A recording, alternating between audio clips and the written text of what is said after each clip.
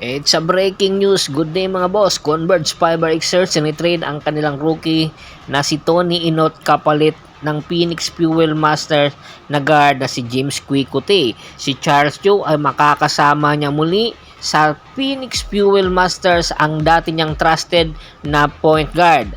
The Fuel Master have traded James Quickote to the Converge Fiber Xers in exchange for the right of Tony Inot, with the league approving the transaction on Tuesday.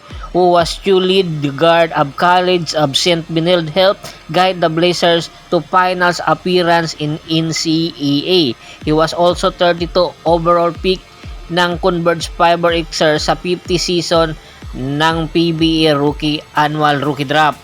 Samantala, kumpletos recados na nga po ang import sa PBA Commissioner's Cup dahil opisyal na nga po na idiniklara ng Titan Ultra ang pagkuha kay Michael Gilmore bilang import nila sa paparating na Commissioner's Cup. Ang Giant Risers confirm na si Gilmore ang magbabandera sa kanila bilang import. The team manager na si Ryan Ripalda said that the Giant Risers expect to log heavy minutes para kay Gilmore. Dahil nga itong si Gilmore, isa ito sa masasabi natin napaka-perfect na import para sa Titan. 6'10" na kung saan madadala niya ang intensive international experience after the playing sa Europe, sa Asia, and NBA G League as a versatile big man. Dahil nga meron tong rebounding ability, defending ability, multiple position, and keep pace, or ang kanyang pagiging leader, talagang yung tempo niya, tinitingnan niya kung ano ang mga binabasa ng depensa. Kaya ito ang makukuha ng Giant Risers or Titan kay Gilmore. Alam nyo ba na itong si Gilmore, hinihahalin tulad nga ito ng karamihan sa kay Zach LaVine. Ito daw yung 2.0 version ni Zach LaVine. Opo, dahil nga sa kanyang kakayahan, meron outside shooting ability, may attacking ability, at the same time napaka-unpredictable ng kanyang galawan, dahilan para mahirapan talaga ang bumantay ang mga defender, lalong-lalo na karamihan sa mga defender niya ngayon ay mga big man rin na 7-footer.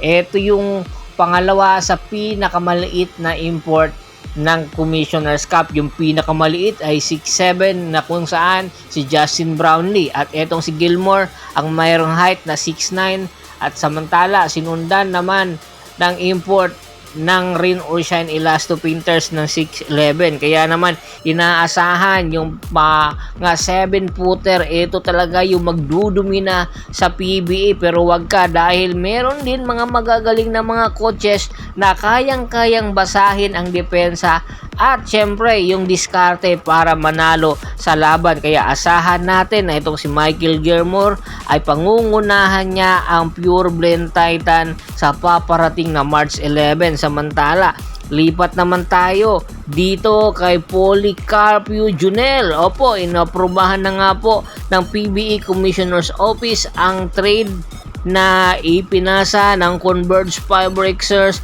and Lex Road Warriors at itong Meralco Bolts involving si Junel Policarpio. Ayon nga sa balita ay itong si Junel Policarpio, kaya pala ito binatawan ng NLEX Road Warriors dahil nakapag awol ito sa NLEX. Halos 2 linggo pong hindi naglaro, at kung paglaruin po, kukunin pa daw ito sa kanilang bahay.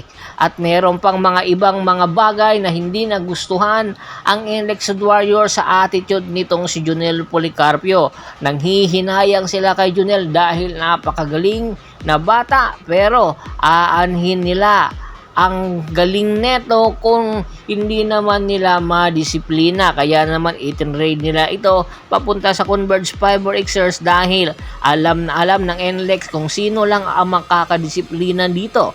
Yung kanyang dating handler na si Governor Delta Pineda, na head coach na rin ng Converge Fiber Xers. Kaya asahan natin ang pagbabagong magaganap dito kay Junel Policarpio.